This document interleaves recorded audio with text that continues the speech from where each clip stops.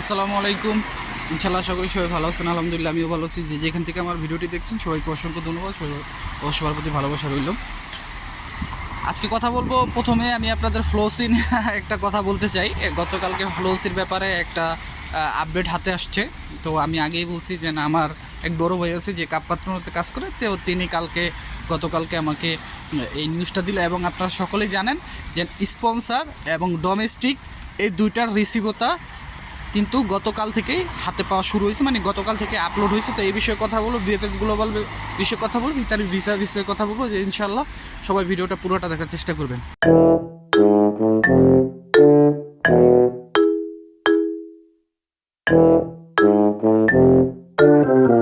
তো সব কিছুর জন্য আলহামদুলিল্লাহ, আপনারা স্ক্রিনে দেখতে পারতেছেন, আমি বড় করে দিয়ে দিছি। এটা হচ্ছে ফ্লোসির পরবর্তী যে আপডেটটা, সেটা গতকালকে এই আপডেটটা দেওয়া হয়েছে যে এই যে ফ্লোসি 2025 এইটা আপনারা আগামী ডিসেম্বর মাস পর্যন্ত এটা প্রি কমপ্লিট করতে পারবেন এবং আবেদন করতে পারবেন।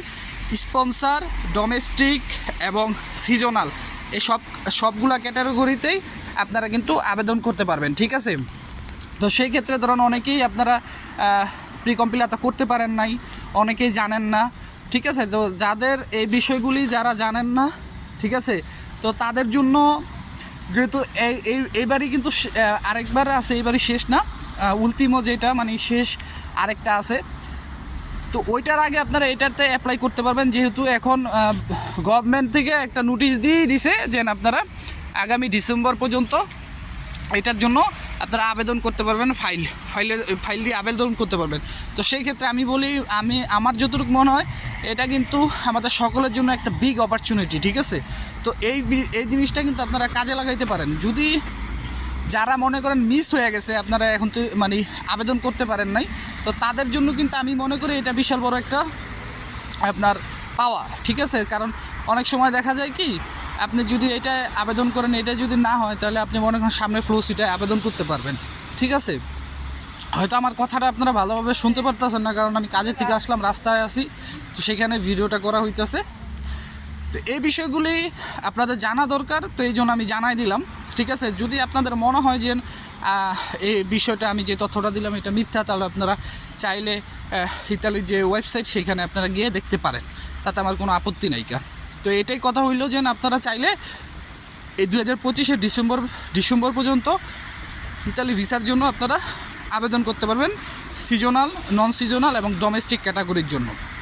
তারপর দ্বিতীয় যে প্রসঙ্গটা আমি কথা বলতে চাই, যে অনেকেই দেখতেছি যে শান্ত হন নাই, মানে এই যে অ্যাপয়েন্টমেন্ট শুরু হয়েছে, ভিসা পাইতেছে, কেউ শান্ত হন নাই, অনেকে অনেক ধরনের কথা বলতেছেন।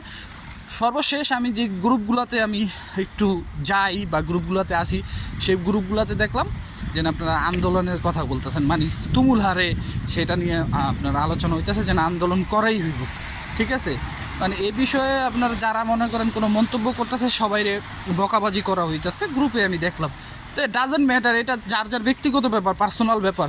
কিন্তু আমি একটা কথাই সবসময় বলি, ঘোড়া ডেঙ্গায় ঘাস খাওয়া ভালো না। ফ্যামিলি ভিসার জন্য আবেদন একটা কর্মসূচি করা হয়েছে, তো সেখানে কিন্তু তাদেরকে একটা সমাধানের রাস্তা তারা দিছে। এখন আপনারা যদি এটার জন্য আবার এরকম করেন, ওয়ান স্টপ ভেরিফিকেশন ছিল না, আমি তো প্রথম এখন বলতাছি যে এই আন্দোলনের কারণে কিন্তু আমরা শেষমেশ ওয়ান স্টপ ভেরিফিকেশনের আওতায় আইছি।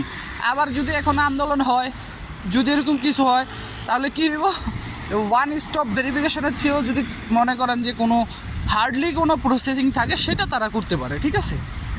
এখন এটা ব্যক্তিগত ব্যাপার, আমি আপনাদের কেউ একবারও না করুন না যে আপনারা আন্দোলন করবেন বা কর্মসূচি করবেন, মানববন্ধন করবেন, এটা আপনার একদম পার্সোনাল একটা বিষয়, ঠিক আছে। তবে আমি আশা করি এ থেকে বিরত থাকাই ভালো। এখন যেহেতু তারা ফেব্রুয়ারির ভিতরে বলছিল যে কার্যক্রমগুলো শেষ করবে, আপনারা ফেব্রুয়ারি পর্যন্ত তাদেরকে সময় দিতে পারেন। আর আরেকটা বিষয় হলো, ভিএফএস গ্লোবাল থেকে ভিসা কেমন পাচ্ছে দেখেন। ভিএফএস গ্লোবাল থেকে কিন্তু ভালোই ভিসা পাচ্ছে, যারা ভিএফএস গ্লোবালে প্রতিনিয়ত যাচ্ছে তারা পাচ্ছে ঠিকই। আমরা হয়তো বা কোনো ধরনের খবর পাচ্ছি না, যেমন আমি যে কয়টা গ্রুপে থাকি, আমি যদি 2-3টা আপডেট পাইতেছি, আপনাদের 2-3টাই দিতেছি। এর বাইরেও কিন্তু অনেকে পাচ্ছে, তো এর বাইরে কিন্তু অনেকে দিতেছে না। তো এই জিনিসগুলো আপনাদের বুঝতে হইব, ঠিক আছে। যে একশোটা ভিসা পাইলে কিন্তু 100টারই আপডেট আমরা আপনারা দিতে পারতেছি না বা আপনিও পাইতেছেন না। তো এই জিনিসগুলো আপনাদের একটু বোঝা লাগবে, আরেকটু ওয়েট করা লাগবে। আমারে এখন আপনারা অনেক কিছুই বলতে পারেন যে আর কত ওয়েট করবো, নানান কথা বলতে পারেন, ঠিক আছে, এটা আমি মানি যে না, আপনাদের রাইট আছে, আপনারা নানান কথা বলতে পারেন, কিন্তু এই জিনিসগুলো একটুখানি আপনাদের ব্রেন খাটায় যদি কাজ করেন, আপনারা আইনের সহায়তা নেন, আপনারা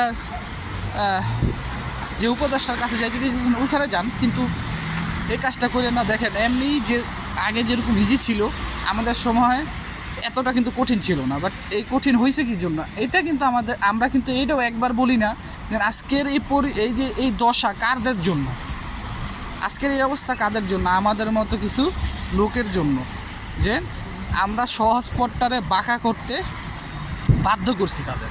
আজকে দেখেন মানে শত শত পাসপোর্ট আপনার, কেউ কি ভাবছিল যে আপনার স্ক্যানিং কপি জমা দেওয়ার পর ইমেলের মাধ্যমে অ্যাপয়েন্টমেন্ট পাওয়ার পর কেউ কি ভাবছিল যে তার ফাইলটা রিজেক্ট হবে?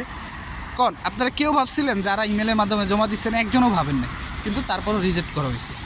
তো এরকম সামনে হয়তো আরও কঠিন হবে, এখন আপনাদের ব্যাপার, ঠিক আছে। তো আমি এই বিষয়ে আরও কথা বলবো সামনে, তো আজকে হাতে সময় নেই, তো যেখানে আমার এখন ভিডিওটা শেষ করতে হবে।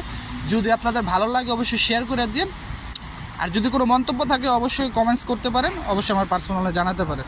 সবার জন্য দোয়া রইল। আসসালামু আলাইকুম, আল্লাহ হাফিজ।